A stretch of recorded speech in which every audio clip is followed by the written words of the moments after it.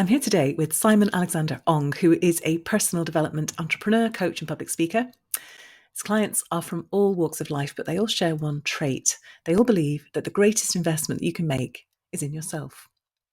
Simon regularly keynotes public events and conferences, and his new book, Energize, was published by Penguin in April 2022. So the month before we are speaking. Welcome to the show, Simon. It's great to have you here. Alison, thank you so much for having me on your show today.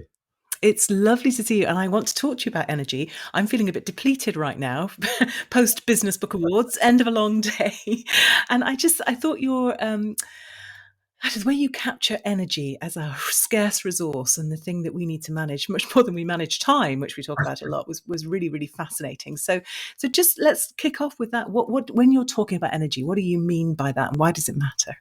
Sure. For me, it is absolutely important, especially when we have big goals and dreams that we want to work towards. Because what I've observed in my entrepreneurial journey so far is that the most successful in any industry isn't the most intelligent, the strongest, or the fastest. Often it is those that are able to sustain their energy over the long term, because they know that you simply cannot show up as your best self if you're always starting each day exhausted and depleted of energy.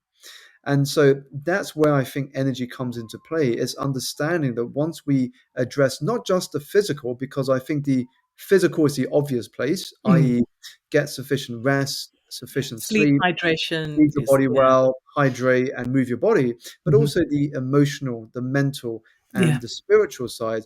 Once we address those buckets, what happens is that we can approach each day from a greater place of energy. And will talk me through the other aspects, because I think everybody's completely on board with you with the physical stuff. If I don't get enough sleep, I'm exhausted. If I don't hydrate, if I can go for a run, I come back feeling more energetic. We do get that. Talk us through the other aspects of energy, so that the mental, the emotional, and the spiritual. Sure. So I'll start with the spiritual energy. So if you are feeling low in spiritual energy when you are doing something that goes against who you are or does not allow you to express your potential, your talents, and your skills. And that's why when you look at society, often we are exhausted not because we're doing too much, but because we're doing too little of the things that bring us joy, and we're often running someone else's race. But once we take ownership of who we are and do something that is aligned to our true self and the abilities that we possess, that is when we begin to feel high on spiritual energy. Mental energy is simply our ability to focus. In a world that is increasingly noisy, busy, and distracted, many of us have actually low mental energy because we are giving up our mental energy to everyone and everything around Mm. us. And so once we have the ability to manage our attention and focus, that is when we begin to elevate our mental energy. And then emotional energy is simply understanding how do we respond to things that are outside of our control. Because very often in life, especially when you start a new path or you try something new, you are going to face obstacles, challenges, and setbacks. Now, for many of us, we will get caught up in that. But if we are careful and if we can pause, step back, and seek a new perspective, what happens is we begin to master our emotional energy. We don't let it control us, but we begin to master how we respond to things that are often outside of our control. And so for me, once we begin to address those areas of physical, mental, emotional, spiritual, what happens is that we increase the probability, Alison, that we can enter more periods of flow. Mm. Where we actually get more done in a more joyful state. I guess the holy grail is, how do you get more of that energy? So is it, I mean, it sounds like it could be a circular question. When I have the energy to focus on my mental energy, then I get more mental energy. If you're feeling depleted in every sphere, where do you start? I think the first place to start is if that you are feeling exhausted, is first of all, just to slow down. Mm. Sometimes the reason that we are exhausted most often is because we're just putting too many things into our diary. I mean, when we plan our week ahead, often we are quick to put in work meetings, quick to put in social events, quick to put in our holiday plans.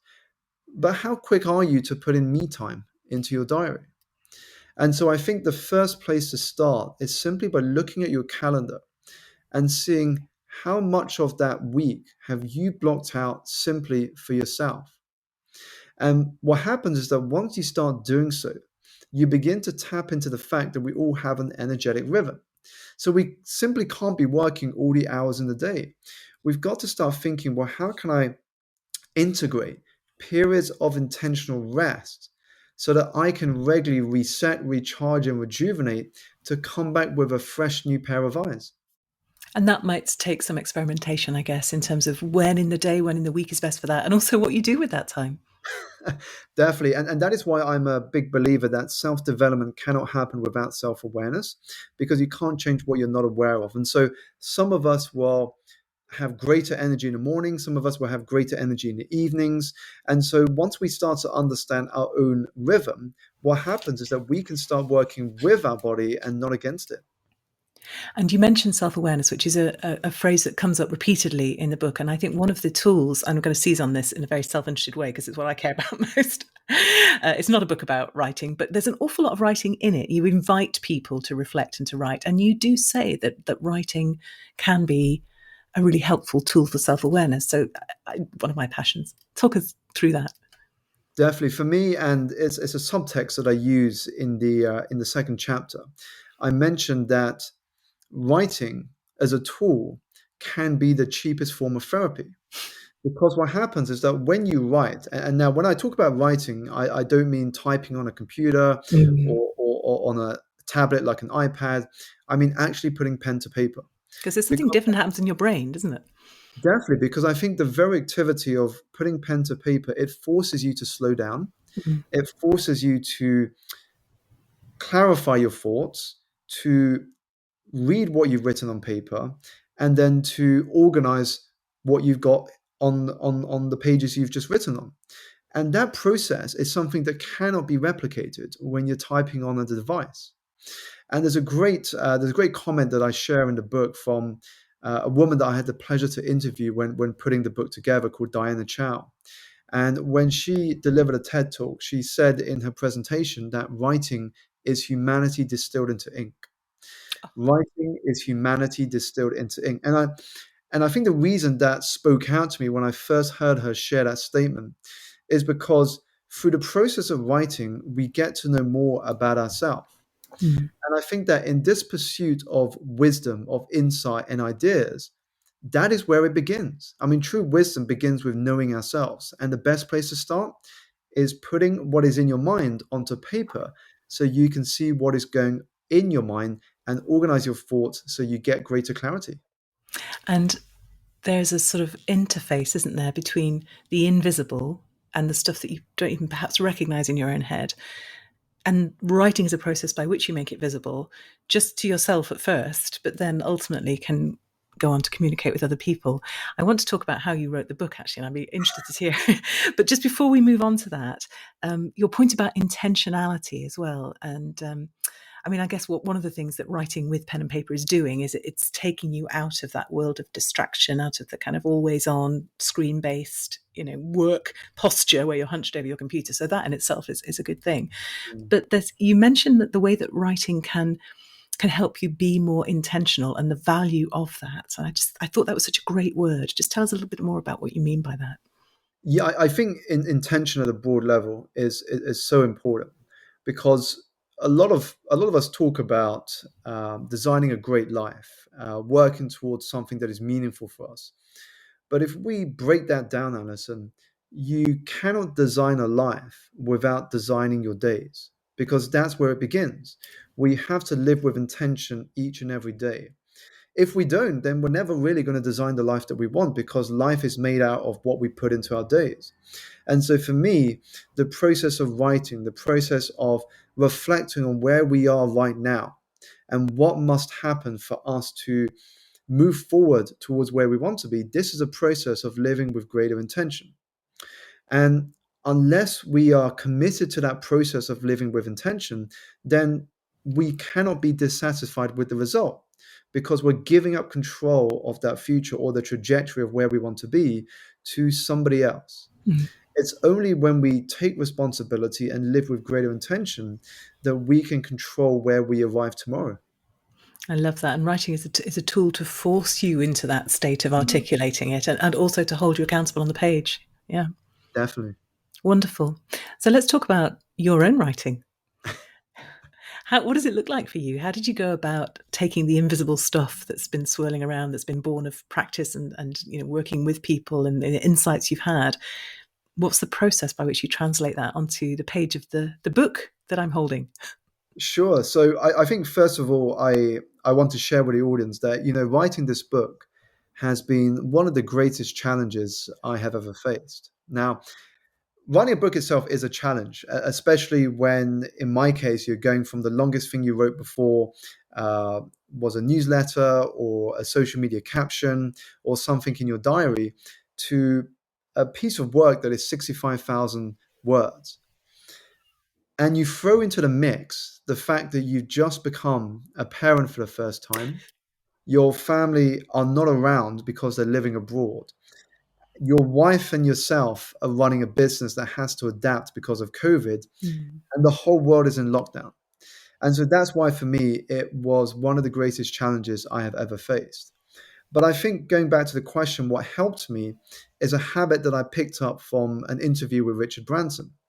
So when Richard Branson did an interview, one of the questions he got asked was, what one tip would you give to those who are looking to either be better leaders in their life or improve as an entrepreneur?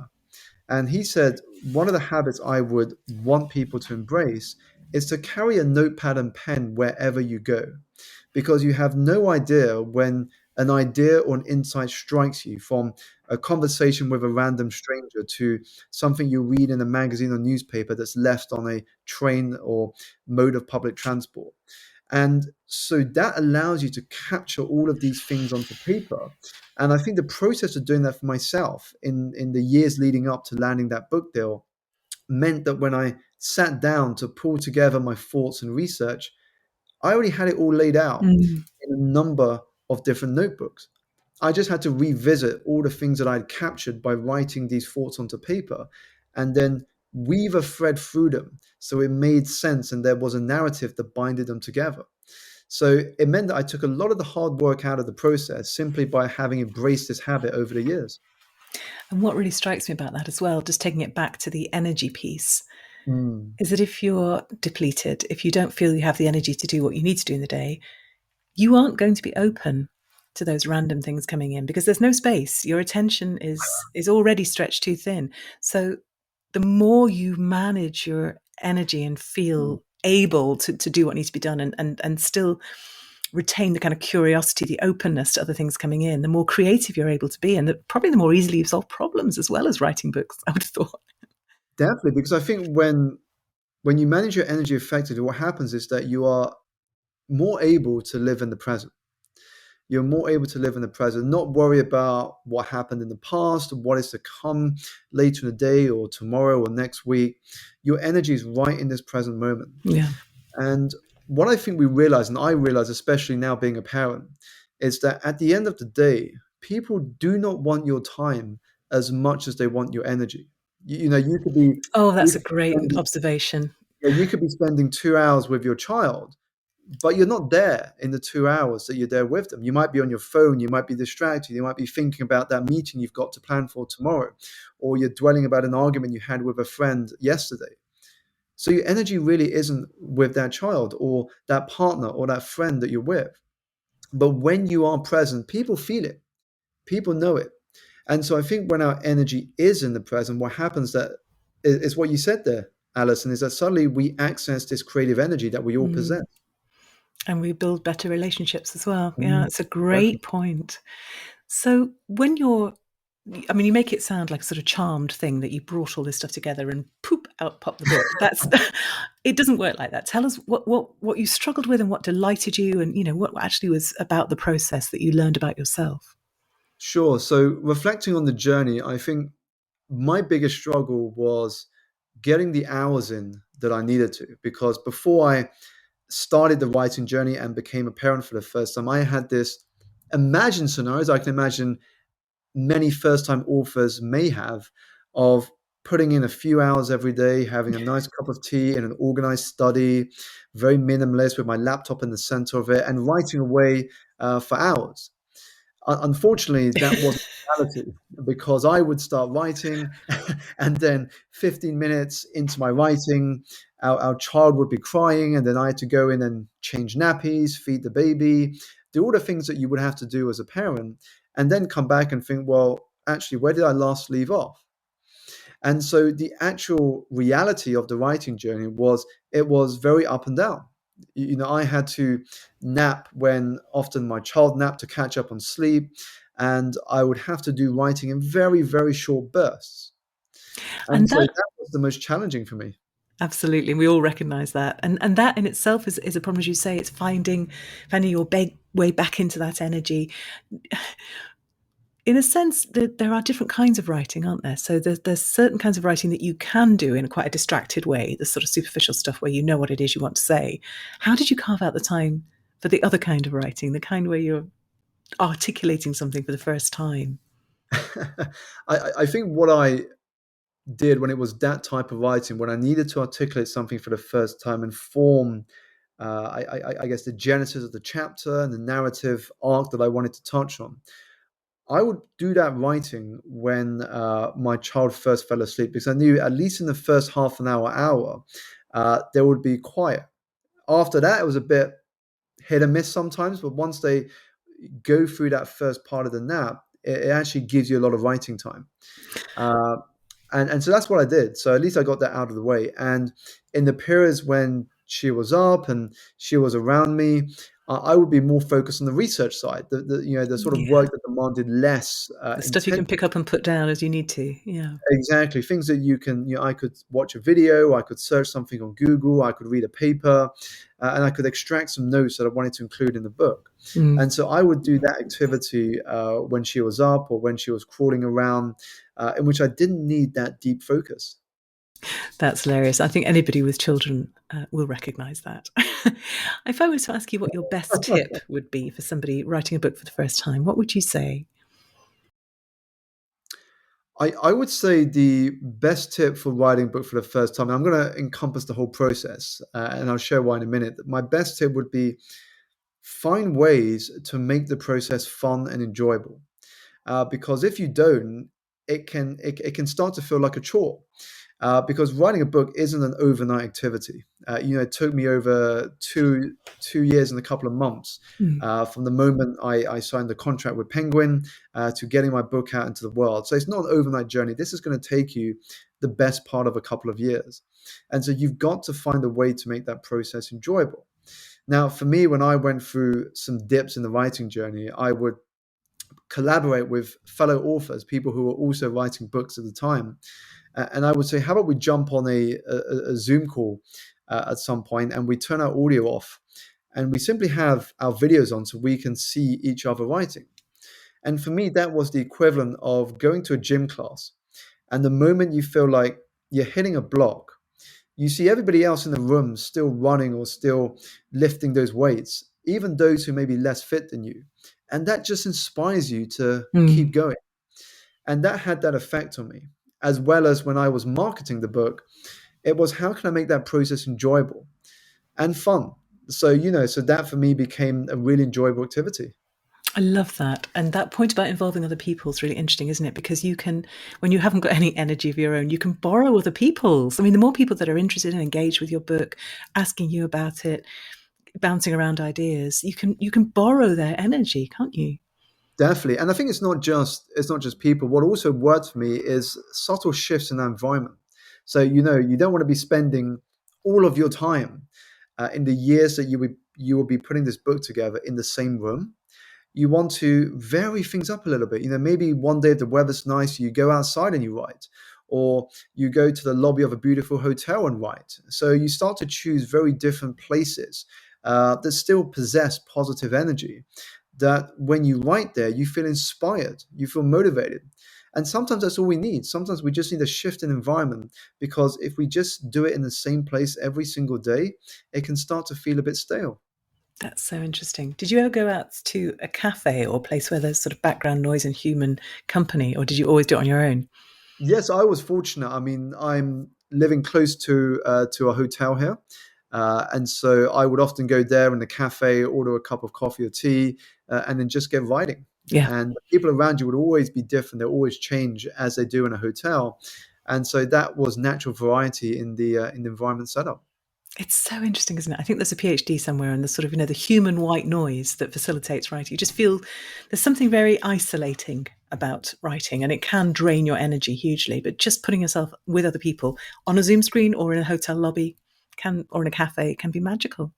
Definitely, Alice. And sort of us just speaking about it now reminds me of the same feeling we get when when we board an aeroplane and you have to turn your phones off.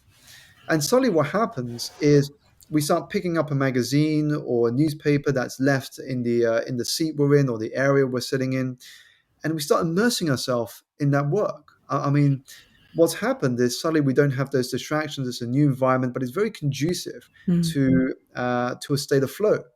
And so that's why lots of people, when they go on holiday, they're like, "Oh, I read this really good article in a magazine, or I came across this, or I came across that." Because we don't have as many distractions, we've given ourselves space to just be in that moment and absorb whatever we're doing in that activity.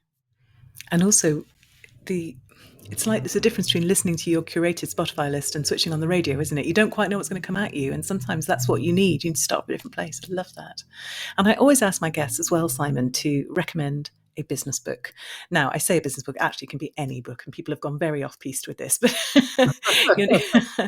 you're, you're not allowed to nominate your own, obviously, but if, what's a Sure. book that has had a real impact on you that you would recommend that others should read? Well, if I may, I'm going to break the rule a little bit and mention two books. And You won't be the first.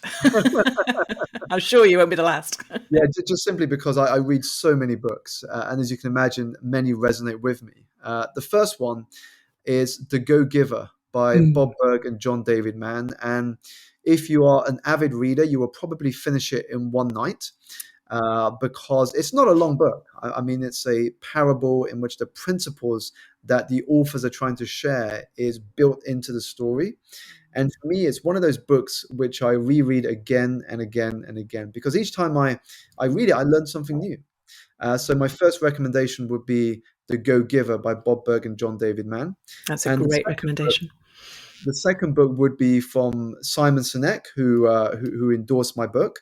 And the recommendation would be his latest one called The Infinite Game. Mm, He's written a number of books, Start With Why, Leaders Eat Last, Together is Better. But for me, The Infinite Game is the best of the books that he has written mm, because it illustrates something that I know, but in a really novel way. I mean, he talks about the fact that many businesses focus on the finite game, which is we're trying to be number one or mm. we're working to be the best.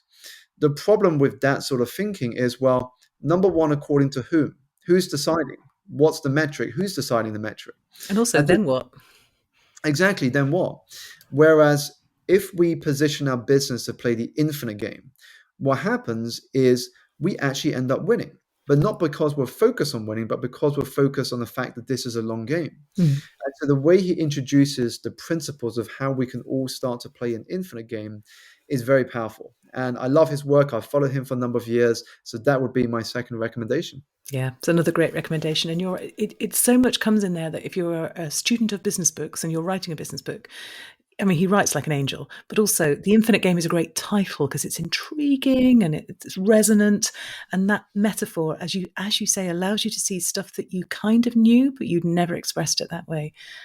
It's really helpful. Yeah, great. Good recommendations. Thank you. I'm glad you picked two good ones if you're going to break the rule.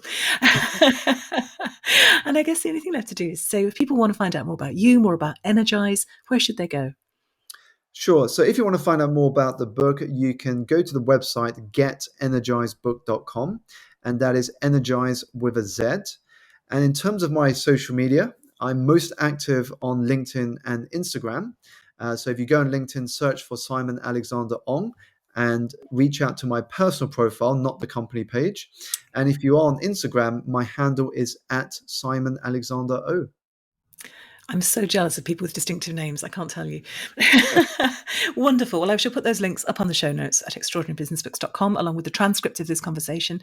What absolute joy to speak to you. And thank you for a book that really challenged me, particularly about integrating all those different elements. Again, I know all this stuff, but it's how you integrate it. And it's thinking about the non-physical aspects of energy and the importance of all of those alongside as well. I found it hugely helpful. So thank you. Definitely. And thank you so much again, Alison, for having me on your show.